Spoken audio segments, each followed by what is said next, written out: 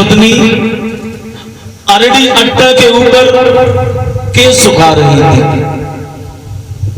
तोता ने छोटा सा रूप बनाया, सूक्ष्म रूप बना के अरड़ी के मुखार बिंद से होकर उदर में प्रवेश कर गया। जब प्रवेश कर जाता है भोले बाबा खड़े के खड़े रह जाते हैं। भोले बाबा कहने लगे, ब्यासी तुम्हारे घर में हमारा चोर छुपा हुआ है, अरे अपनी पत्नी से कहो चोर को निकाले। ब्यासी घर पर जाते हैं, अरड़ी से पूछा है ये बताओ तुम्हारे घर में कोई चोर है? कहा महाराज चोर तो नहीं है, लेकिन हमें ऐसा महसूस हुआ कि छोटा सा तोता आया और हमारे मुखार बिंद से होकर उदर में प्रवेश कर गए। बंधुओं, भोले बाबा बोले वही चोर है, कहो अपनी पत्नी से उस चोर को निकाल, उस चोर को मारना है। ब्यासी बोले भोले बाबा चोर तो पत्नी के उदर में बैठ गए, अब तो केवल एक ही उपाय है, पहले तुम हमारी पत्नी को मारो और उसके बाद उस चोर को मारना। तो भोले बाबा बोले पत्नी का तो कोई दोष नहीं है। भोले बाबा वहां से लौट जाते हैं और वही सुख सुख कहते हैं तोता को।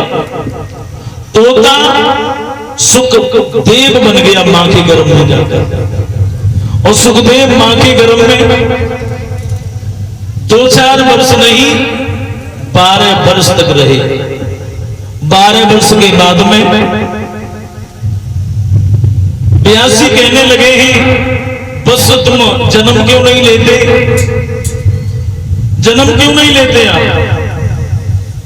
तो अंदर से आवाज आती है, सुखदेव कहते हैं पिताजी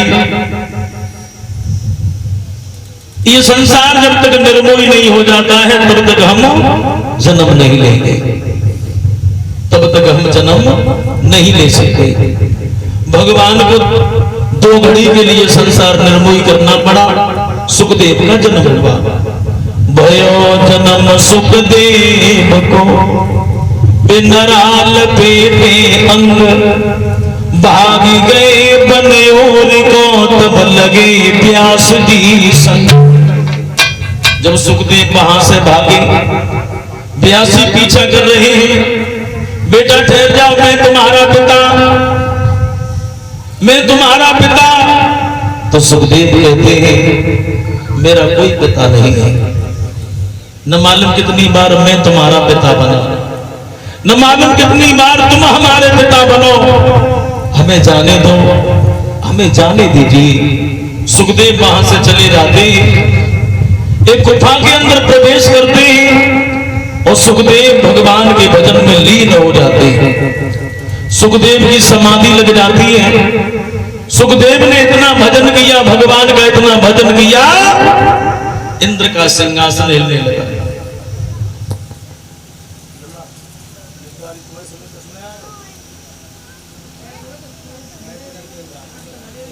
तो लगाए दो ना यार,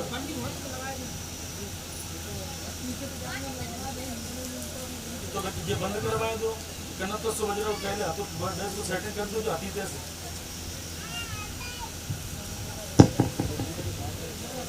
बोले आनंद कंद भगवान की। बंधुओं, अब सुखदेव गुफा के अंदर भगवान का भजन कर रहे हैं, इंद्र घबरा जाता है। तो इंद्र ने रंभा को बुलाया,